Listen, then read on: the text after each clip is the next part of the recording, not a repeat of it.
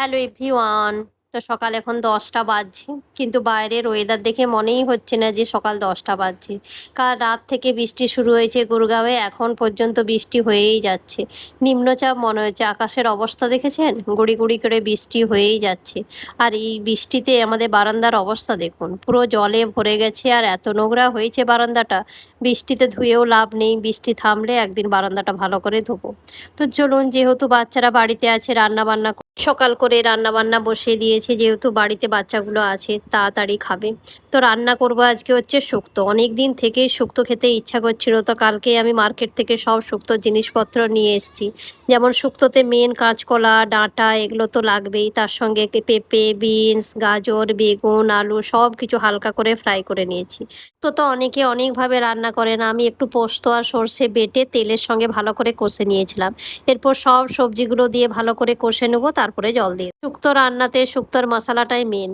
শুক্তোর মশলা আমি বেশি করেই বাড়িতে বানিয়ে রাখি, কিন্তু শেষ হয়ে গেছে তাই বানিয়ে নিলাম।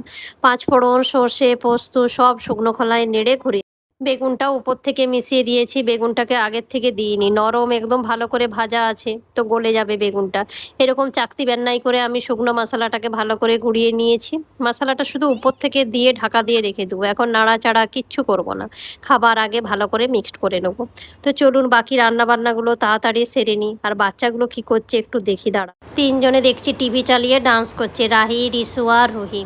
রুহি এমনি ভালো ডান্স করে, স্কুলে সব প্রোগ্রামে মোটামুটি ডান্সে পার্টিসিপেট করে রুহি। এখানে ক্লাব হাউসে আমাদের এক ডান্সের টিচার আছে সোসাইটিতে, সেখানে ডান্স শিখতো, তো কিছুদিন হলো ডান্স ক্লাস বন্ধ করে দিয়েছে।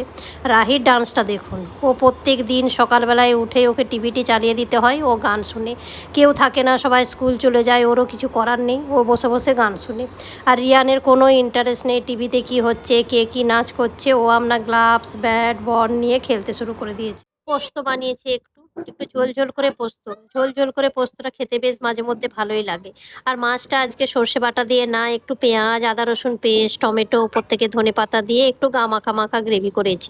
আর রাহি আর রিশু শুকনো শুকনো খেতে পারবে না, তাই ওদের জন্য একটু অল্প করে ডাল আর ওদের মাছ ভাজা তুলে রেখেছি। আর শুক্তো, এটাই আজকে ভাতও হয়ে গেছে, এটাই আজকে রান্না বান্না। তো চলুন, সবাই বাচ্চাগুলো স্নান টান করে খেতে বসে গেছে, যেহেতু স্কুল ছুটি আছে, তো সবাই মিলে একসঙ্গে বসে আজকে লাঞ্চ করব।